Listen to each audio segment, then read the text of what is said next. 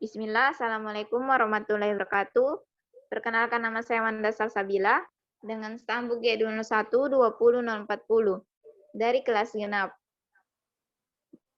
Di sini saya menjelaskan program ERD dengan judul Minimarket Alfamart.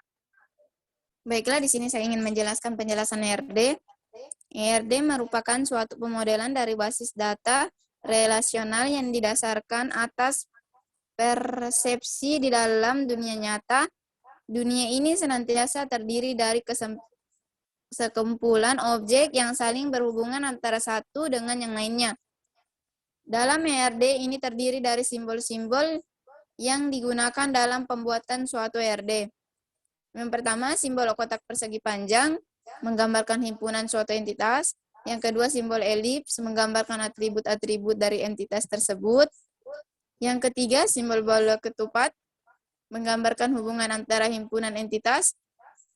Yang terakhir, simbol garis menghubungkan antar objek dalam ERD-nya. Yang pertama, prosedur penjualan barang di minimarket Alfamart. Minimarket Alfamart tidak melakukan pendataan pelanggan, sehingga pembeli manapun dapat melakukan transaksi pembelian, namun demikian untuk meningkatkan pelayanan kepada pembeli. Di kasir, pembeli dapat menanyakan apakah barang yang dicari tersedia di sana, masih ada beberapa unit, dan berapa harganya. Setiap barang yang sudah dilakukan transaksi tidak dapat ditukar atau dikembalikan. Dan setiap pembelian harus dilakukan secara tunai atau debit. Meskipun data pembeli tidak dicatat, namun di setiap struk belanja yang dicetak diberi kode. Kode tersebut terdiri dari masing-masing 2 digit, tanggal, bulan, tahun, dan 3 digit nomor urut. Misalkan kode 12090356. Berarti transaksi yang terjadi pada tanggal 12 bulan September tahun 2003 di nomor urut 056. Yang kedua, analisis persiapan merancang sistem. Ada beberapa hal yang harus dianalisis sebelum membuat perancangan sistem. Yang pertama, ruang lingkup atau batasan sistem, yaitu tentang penjualan barang di minimarket atau Alfamart, tidak membahas pembelian barang untuk keperluan stok di minimarket tersebut, maupun bagaimana penanganan barang rusak, kadaluarsa, dan sebagainya. Yang kedua, apa yang ingin dihasilkan oleh sistem tujuan atau output. Tujuannya adalah untuk mencatat transaksi penjualan barang di minimarket tersebut, sehingga dapat digunakan untuk mengecek uang masuk. Selanjutnya juga dapat dimanfaatkan untuk menghitung keuntungan unit usaha dan sebagainya. Yang ketiga, siapa saja yang terlibat di dalam sebagainya. Yang terlibat adalah kasir dan beberapa penjaga toko yang merangkap pengontrol keberadaan barang di rak-rak pajang.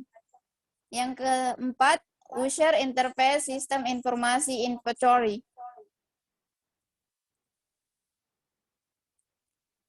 Entity relationship diagram merupakan sebuah diagram yang menggambarkan tentang hubungan antar entitas. Diagram dapat digunakan untuk mengekspresikan suatu hubungan antar entitas dengan simpel dan jelas.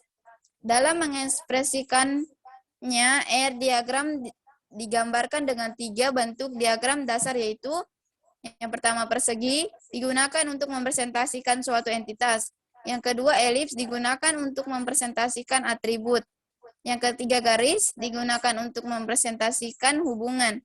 Dari ketiga bentuk dalam dasar tersebut, nantinya akan dikembangkan lagi menjadi bentuk yang lain supaya dapat digunakan untuk mempresentasikan sifat yang berbeda.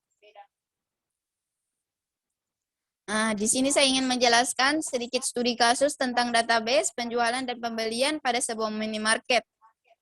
Spesifikasi database. Data toko meliputi data pelanggan, data pemasok, dan data stok barang. Barang yang dijual dikelompokkan ke dalam kelompok barang yang masing-masing barang memiliki harga berbeda.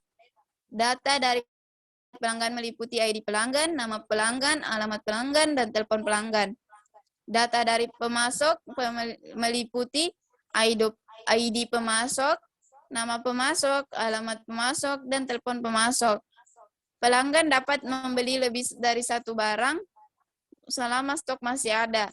Satu barang dapat dibeli oleh banyak pelanggan selama stok masih ada. Pembelian barang dari pemasok akan memperhatikan jumlah stok barang yang ada di gudang. Pembelian barang dari pemasok bisa lebih dari satu macam barang. Nah, di sini saya menggunakan diagram cross-foot.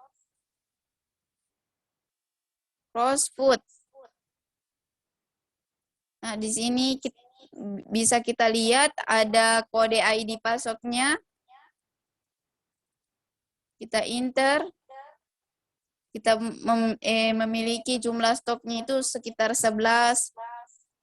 Distributor, barang, jumlah. Baru kita menyediakan tanggal di terakhir. Nah, di sini juga ada minimarket atau kasir, ID kasir, ada nama, alamat, telepon, status, username, password, dan akses.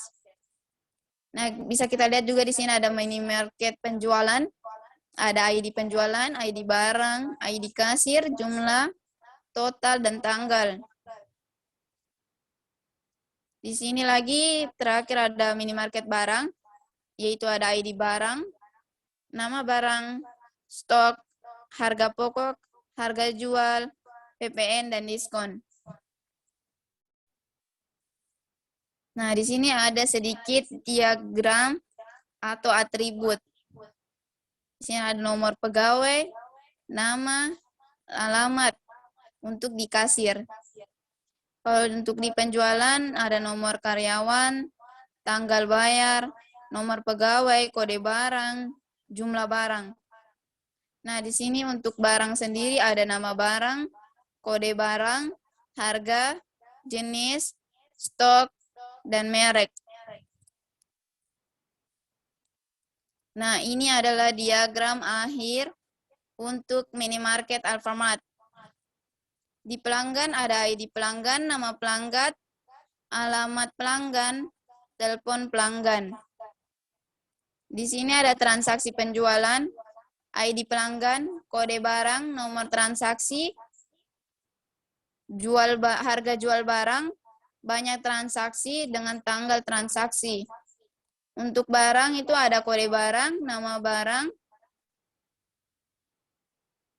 kelompok barang, harga jual barang, harga beli barang, stok barang. Ada transaksi pembelian, yaitu ID pemasok, tanggal beli, banyak pembelian, harga beli barang, kode barang. Yang terakhir ada pemasok, ID pemasok, nama pemasok, alamat pemasok, dan telepon pemasok. Baiklah, itu tadi penjelasan ERD mengenai judul minimarket Alfamart. Mohon maaf jika ada kekurangan. Sekian dan terima kasih. Wassalamualaikum warahmatullahi wabarakatuh.